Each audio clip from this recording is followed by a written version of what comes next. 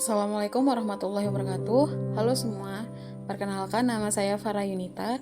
Saya mahasiswa Politeknik Negeri Loks Mawé pada jurusan TIK dan program studi Teknik Rekayasa Komputer Jaringan. Nah, pada kesempatan kali ini saya akan membuat sistem perpustakaan berbasis web.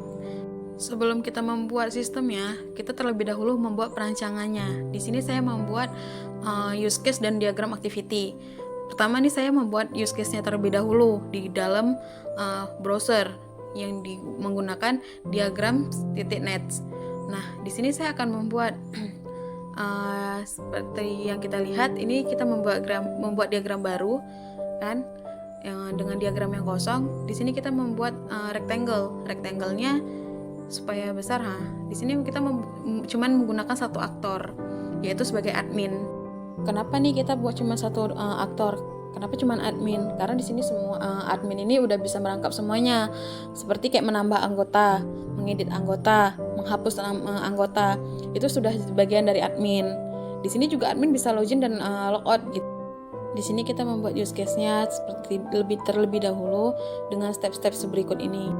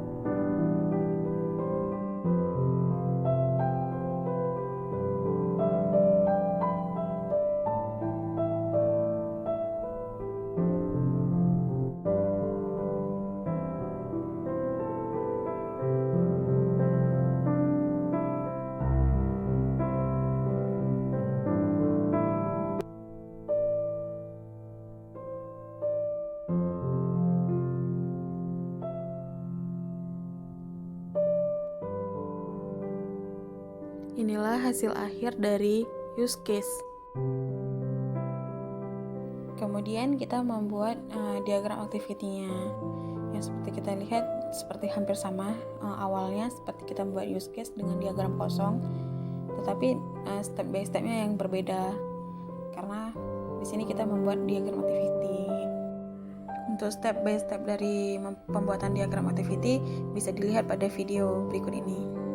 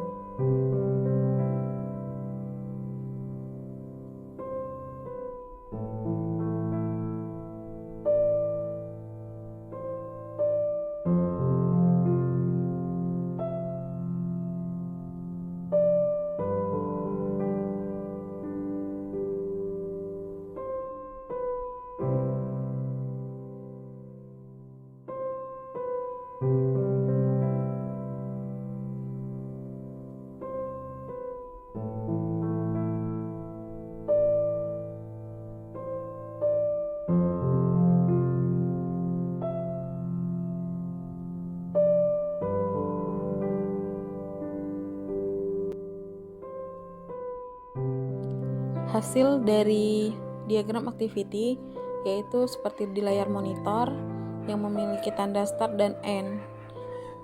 Setelah kita membuat use case dan diagram activity, kita membuat database menggunakan MySQL. Di sini kita mengaktifkan dulu MySQL-nya. Setelah itu kita klik admin supaya biar langsung ke dalam database-nya. Nah, sekarang kan udah di dalam localhost PHP MyAdmin. Di sini kita membuat database baru dengan nama dbpush. Tapi karena di sini sudah kita membuatnya, maka kita tinggal mengimpor di bagian ini. Itu caranya kita klik impor. Habis itu kita tunggu sebentar. Nah, ada choose file, kita ngambil filenya. Kita mengambilnya pada data C, yaitu di dalam exam. Di dalam exam dia ada htdocs. Nah, di dalam htdocs itu ada cpush. Nah, di cpush itu ada dbpush mysql. Nah, disitulah kita klik untuk open. Klik open.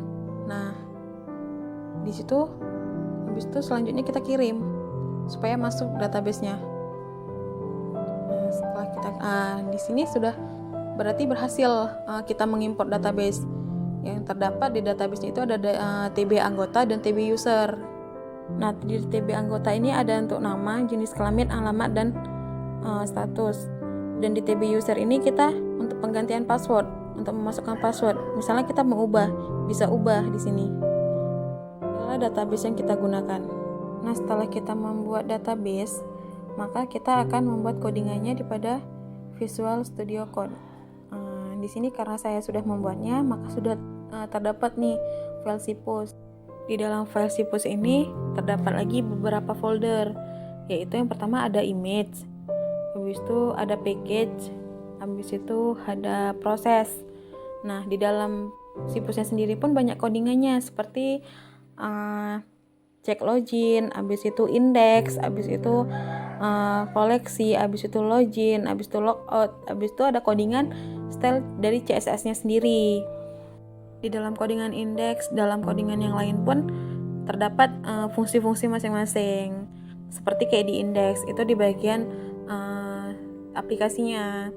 kayak di bagian login, itu di bagian login ada username, ada password gitu. Nah, ini pokoknya di dalam package itu pun ada untuk mengedit anggota, untuk menambahkan anggota. Pokoknya di dalam layar monitor ini tentang coding-codingannya yang sudah saya buat.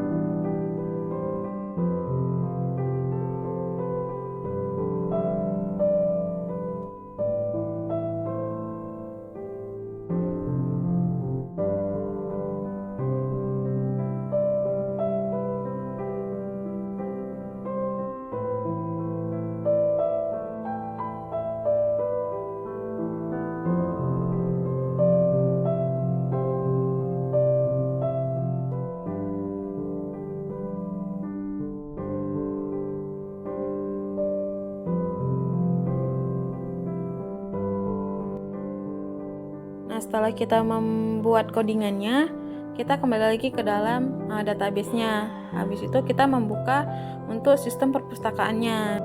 Untuk masuk ke dalam sistem perpustakaannya, itu kita tambah, lalu klik localhost /sipus /login .php. Yang seperti kita bisa lihat di layar monitor. Nah, setelah itu muncul untuk loginnya, itu ada username yang udah kita buat tadi di dalam database, setelah itu passwordnya. Nah, sekarang tinggal klik login. Nah, ini masuk ke dalam sistem perpustakaannya. Yang terdapat itu ada beranda. Yang beranda itu selamat datang di Perpustakaan Politeknik Negeri Loksmawe. Ada slogannya, membaca dapat merusak kebodohan Anda. Dengan slogan ini berarti kita harus membaca. Masuk ke dalam data anggota yang sudah saya buat beberapa. Di sini saya akan menambahkan, yaitu dengan ID kita isi yang tidak boleh sama dengan yang lain. Selanjutnya nama.